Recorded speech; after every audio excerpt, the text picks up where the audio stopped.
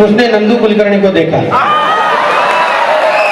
एक दिन उसने नंदू कुलकर्णी को देखा, देखते ही ताव खा गया, अपने आगरे वाली पोजीशन में आ गया, गालियों में भाषण झाड़ने लगा, अपनी बुशर्ट और हमारी कमीज फाड़ने लगा। जब वो गालियों में पारिवारिक शब्दावली पर आ गया तो ये कवि प्राणी भी ताव खा गया और हमने कोतवाली में जाकर रिपोर्ट लिखवा दी।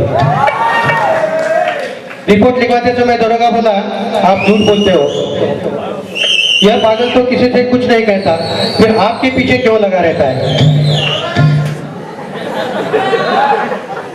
हमने कहा कुछ चल कर देख लीजिए। फिर पुलिस हमारे मोहल्ले में आई। पुलिस ने प्रयोग के तौर पर एक बच्चे को उस पागल के पास भेजा। बच्चे को देखते ही पागल खुशी से झूमा, बच्चे को देखते ही पागल खुशी से झूमा, प्यार से बच्चों को चूमा, बच्चे की पीठ थपथपाई, जेब से निकालकर टॉफी खिलाई। जैसे ही हमारा नंबर आया, पागल गुस्से में गुर्राया, पुलिस वालों को गाली देने लगा, दरोगा को कुश्ती के लिए ललकारने लगा। दरोगा ने पागल का हाथ पकड़कर पूछा, तुम तो किसी से कुछ नहीं कहते हो, फिर किसके पीछे क्यों लगे रहते हो? तो पागल ने कहा, एक मोहल्ले में एक ही रहेगा।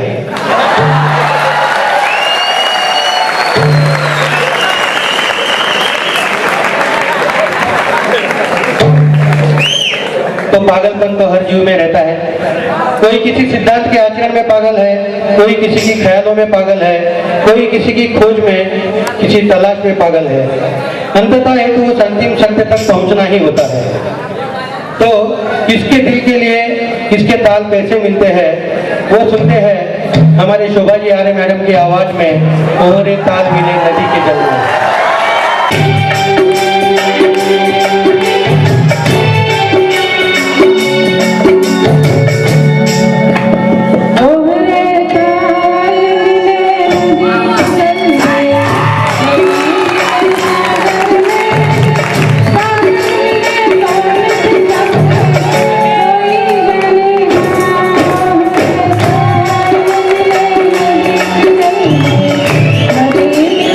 Hare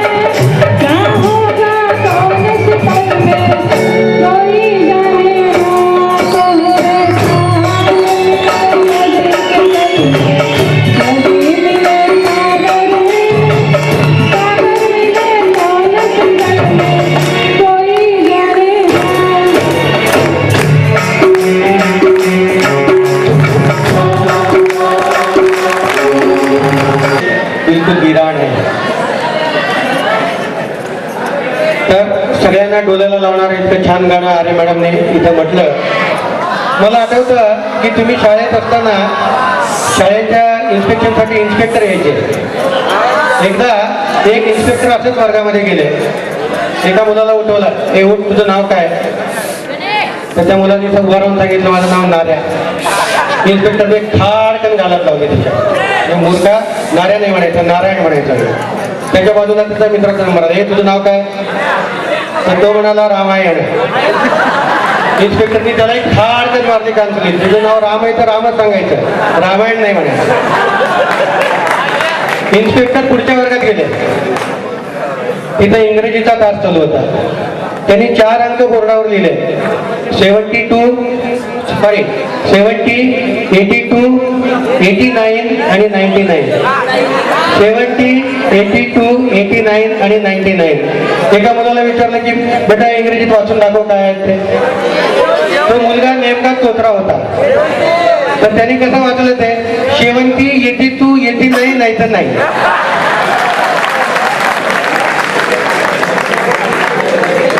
अशा अनेक गमती घडत असतात. परंतु संत एकनाथाने जनजागृतीसाठी अनेक भारुडं दिली. भारुड आपली एक जुनी परंपरा. अध्यात्माचा संदेश त्यांनी अत्यंत सोप्या शब्दामध्ये भारुडामधनं समाजाला दिला आणि त्याच्यातनं त्यांच्यामध्ये चेतना जागृतीचा प्रयत्न केला. तर असंच एक एकनाथांचं रचलेलं प्रसिद्ध भारुड आपल्यासमोर सादर करतायत पोद्दार आणि पार्टी. भारुड आहे जुही चावलाचा भाऊ विंचू चावला.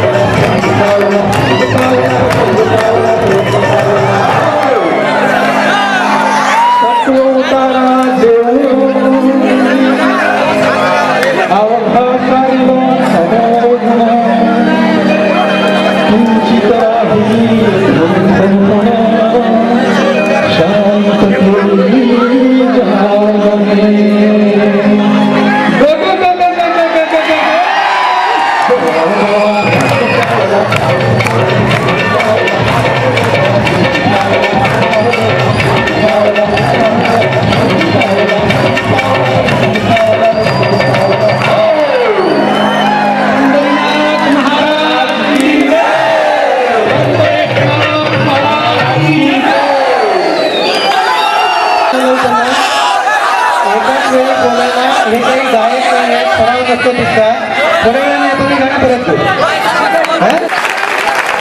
तो गार ये तो हे अबला मर्दा तेरी यही कहानी मुंह पर मूछे और आंखों में पानी.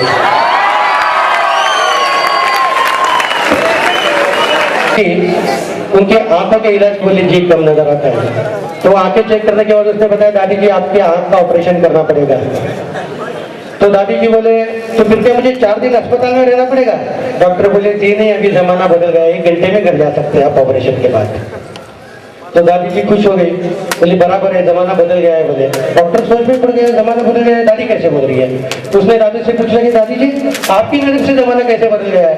तो दादी जी कहती है कि भैया मुझे पता है, बोले पहले लोग घर में खाना खाते थे और इसके लिए बाहर जाते थे, अब लोग बाहर खाना खाते और इसके लिए घर में आते हैं, जमाना बदल गया है. तो मैंने पहले ही बताया कि जितनी जल्दी बदलाव पिछले सालों में आया है जमाने में, उतना इससे पहले कभी नहीं था. लेकिन हम कहते हैं जुनते सोना, ओल्ड इज गोल्ड. तो हम कुछ गीतों के द्वारा आपके सामने पेश करेंगे कि ये बदलाव कैसा है. छू लेने दो नाजुक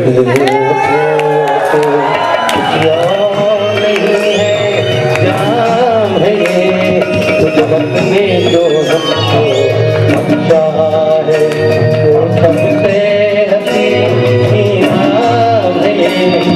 और 20 साल के बाद यही गाना क्या हो गया है? चुम्मा चुम्मा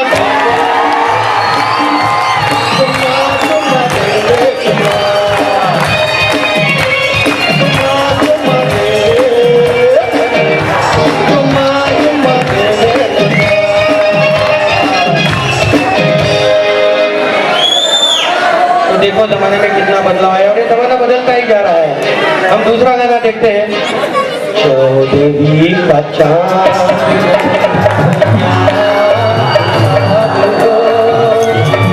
जो भी हो तुम लाजवाब हो. खंभे जैसी खड़ी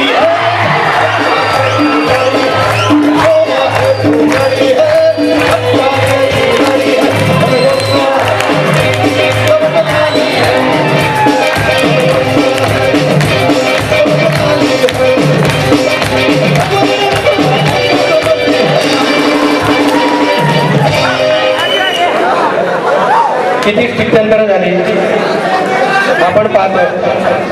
जुनं ते सोनं त्याच्यासाठी म्हणतात. दुःख से जरा नका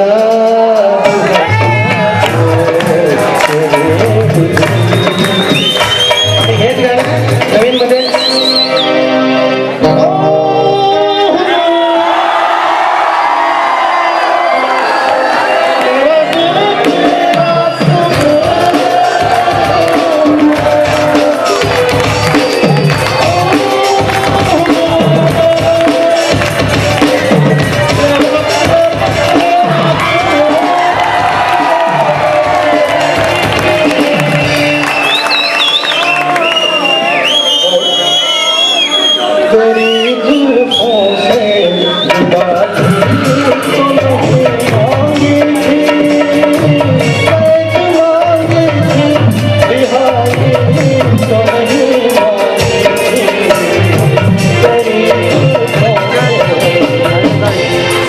ये जुल्फे पिछले जमाने में बंधन का एक माध्यम हुआ करती थी.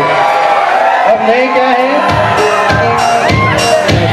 काली नागिन के